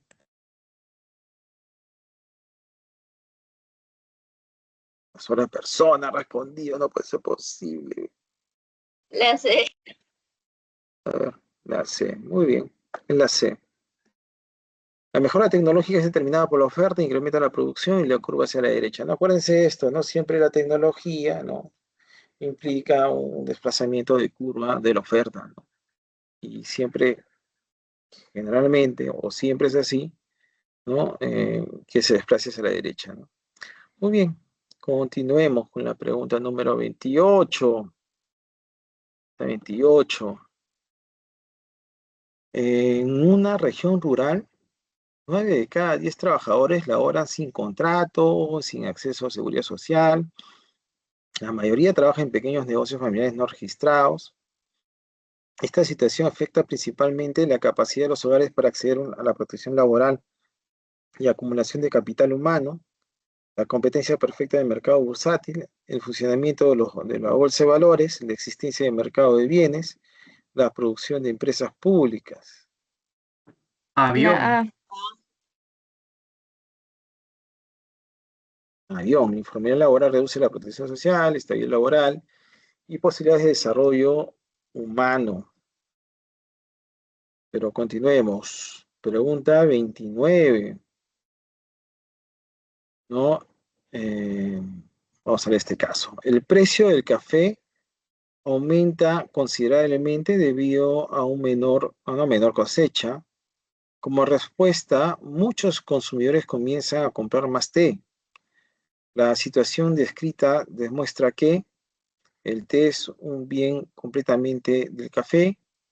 El café presenta oferta perfectamente inelástica. El té y el café mantienen una relación de sustitución en la demanda. Existe discriminación de precios. La utilidad del té ha desaparecido. La C. Ya sé. Casita, profe. Cita, la cita. La cita. Cuando aumenta el precio de un bien, la demanda del sustituto tiene que incrementarse, ¿no? Eso es lo más lógico. Así de sencilla es la respuesta, chicos. Pregunta 30. El precio oficial de un producto básico se fija por debajo del nivel de equilibrio. Como consecuencia, los establecimientos formales agotan rápidamente sus existencias. Posteriormente aparecen vendedores que ofrecen el mismo producto a precios mucho más altos para los canales autorizados. El fenómeno descrito corresponde a mercado mayorista, una expansión de la oferta formal, una discriminación de precios de segundo grado, la aparición del mercado negro originado por control de precios, una extrañidad positiva, ¿no? Y en este caso sí les estoy dando la respuesta. Esta es la que se me había pasado, pues, ¿no? Es la letra D, chicos. Los controles de precios pueden generar escasez y favorecer la aparición de mercados paralelos donde el producto se vende a precios superiores. Ya quedó, pues. Ya. ¿Terminamos? No hemos terminado, chicos. Vamos a ver lo falso. Miguel vende accesorios para celulares en una galería, ¿no? Sus productos son lícitos, pero no emite comprobantes de pago, ni está registrado en SUNAT. Sin embargo, compra mercadería de distribuidores formales. Respecto al caso, determine la veracidad de las siguientes proposiciones. Miguel desarrolla una actividad económica informal. La informalidad implica necesariamente que la actividad sea ilegal. Un agente informal puede relacionarse comercialmente con agentes formales. ¿Cuál La sería B. la respuesta? La La B, B. chicos. La B. Barquito. Es verdad, ¿no? La primera es verdadero, ¿no? O sea, es una actividad informal, pues, ¿no? ¿No? La segunda es falsa, la informalidad no es ilegalidad, ¿ya? Y la tercera es verdadera, un agente informal puede relacionarse comercialmente con otros agentes formales, ambos sectores se pueden interactuar tranquilamente, ¿no? Entonces, es la letra B. Nos vamos a la pregunta número 32. Una empresa incorpora maquinaria automatizada que reduce costos de producción y aumenta la productividad. Se le pasó, profe, la clave. También se me pasó también. Ya eso es para acabar la clase más rápido, creo que sí va. A ver, la letra B, ¿no? Pero vamos a leerlo de todas maneras, ¿no? Determine la veracidad. La mejora tecnológica puede desplazar la oferta hacia la derecha. Eso se los he dicho hace ratito, ¿no? Hace ratito no se los he dicho, ¿no? ¿No? Si el precio del producto aumenta, necesariamente ocurre un desplazamiento de la oferta, ¿no? ¿No? Y eso es falso, ¿no? Eso genera un movimiento, ¿no? ¿No? No desplazamiento, ¿no? Y la tercera, que es la verdadero, la tecnología es un determinante de la oferta distinto del precio, es prácticamente estoy preguntando lo mismo que, bueno, te estoy diciendo lo mismo que lo primero, ¿no? Entonces, eh, ¿no? Por eso que la respuesta es la letra B, ¿no? Muy bien, vamos a la siguiente pregunta. 33. ¿No? Una empresa textil contrata trabajadores, alquila un local industrial y solicita un préstamo para ampliar su producción. Determine la veracidad. La empresa participa como un demandante en el mercado de factores. El trabajo, tierra y capital son factores productivos involucrados en el caso. Los hogares únicamente participan como consumidores dentro de la economía, ¿no? La A. A. Letra A, creo que sí está sencilla, ¿no? La empresa participa como demandante en el mercado de factores, ¿no? Pero, ¿no? Mm, el trabajo, tierra, capital son factores productivos involucrados en el caso, verdadero. Y la tercera, los hogares únicamente participan como consumidores dentro de la economía. Pero nos vamos a una pregunta adicional, la 34. Vamos al mismo tema de hoy. ¿Un precio máximo fijado por debajo del equilibrio puede generar escasez? Se lo he escrito varias veces. Un exceso de demanda puede incentivar a la aparición de mercados negros. También se lo he dicho el día de hoy. El precio máximo provoca necesariamente un exceso de oferta. La A. ¿Cierto, chicos? ¿La A? La Muy bien. La A, ¿no? Hoy se los había mencionado, ¿no? Un precio máximo fijado por debajo del punto de equilibrio genera escasez, ¿no? ¿Por qué? Porque hay poca oferta y mucha demanda, ¿no? ¿No? El exceso de demanda puede incentivar la aparición de mercados negros, genera mercados negros cuando hay un control de precios, y eso también se lo había establecido, y generalmente ese precio está por encima del punto de equilibrio. ¿Ya? Y dice, el precio máximo provoca necesariamente un exceso de oferta, eso es totalmente falso, ¿no? Mencionado al principio. Pero bueno, vamos a continuar y nos vamos a la pregunta número 35. ¡Aso, qué extensa! A ver, durante varios años, cientos de pequeños productores textiles operaron informalmente en una ciudad. Debido a ello, tenían dificultades para acceder al sistema financiero formal, adquirir maquinaria moderna y contratar trabajadores especializados. Sin embargo, recientemente una parte importante de ellos decidió formalizarse, obteniendo acceso a créditos bancarios de largo plazo y programas de capacitación tecnológica. La formalización puede aumentar la productividad al facilitar el acceso al factor capital. Si la tecnología y el capital mejoran ceteris paribus, la curva de oferta se tenderá a desplazarse a la derecha. La formalización garantiza necesariamente el precio del producto aumente, ¿no? A ver, chicos, pónganse a pensar un La A. poquito. La El mundo dice que es la A, ¿no? ¿Será la A? Sí, verdadero. La formalización permite acceder al crédito de financiamiento, fortalecimiento del capital, ¿no? Y elevando la productividad. La segunda enunciado, si la tecnología de capital mejora ese trispario, la curva de oferta tenderá a desplazar a la derecha. La mejora de tecnología y el incremento de capital son determinantes de la oferta, ambos generan el desplazamiento de la curva hacia la derecha, ¿no? La formalización garantiza necesariamente el precio del mercado del producto aumente, ¿no? Eso es falso, un aumento de la oferta no garantiza que el precio aumente, incluso podría reducirse dependiendo del comportamiento de la demanda, ¿no? Bueno, ha tomado tiempo, ¿no? Y las gracias totales, ¿no? Muy bien. Generalmente las preguntitas que preparo, ¿no? Esas preguntitas las he preparado con fiebre, por eso he tenido errores. Todo el fin de semana está con fiebre, chicos. Pequeña dolor a las amígdalas. todos estamos enfermos, pero ¿No? Sí, y a veces por las pastillas, a veces te da somnolencia, ¿no? Pero bueno, es parte del clima, ¿no? Ya, solamente para recordar que es volver a vivir, no voy a mencionar lo que hemos visto el día de hoy. Hemos visto lo que es el precio, ¿no? Que es el valor monetario de un bien a las finales, ¿no? Y esto se va al mercado, ¿no? También hemos visto los factores determinantes del precio, hemos visto dos tipos de enfoque, el enfoque clásico y que abarcaba lo que es costa de producción y margen de ganancia, y también hemos visto el enfoque neoclásico que abarcaba demanda y oferta o competencia de mercado. También hemos visto lo que es discriminación de precios, ¿no? ¿No?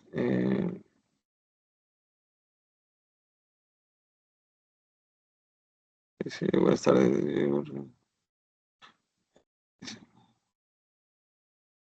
ya, ya, muy bien. Continuemos. Ya, tenemos el segundo grado, ¿no? Solamente para recordar, como me hicieron esa pregunta, vamos a recordar para qué es volver a vivir, ¿ya? El primer grado, acuérdense que la empresa puede conocer cuánto está dispuesto a pagar cada consumidor, ¿no? Y el mejor ejemplo es el regateo, como les dije, ¿no? Cuando están regateando, ya saben muy bien qué es lo máximo que puede pagar, ¿ya? En segundo grado, se aplica cuando la empresa no puede identificar el precio máximo que está dispuesto a pagar el consumidor, ¿no? Pero acá es por cantidades, ¿no? En segundo grado, ¿no? O sea, mientras mayor cantidad se venda, ¿no? Menos será el precio, ¿no?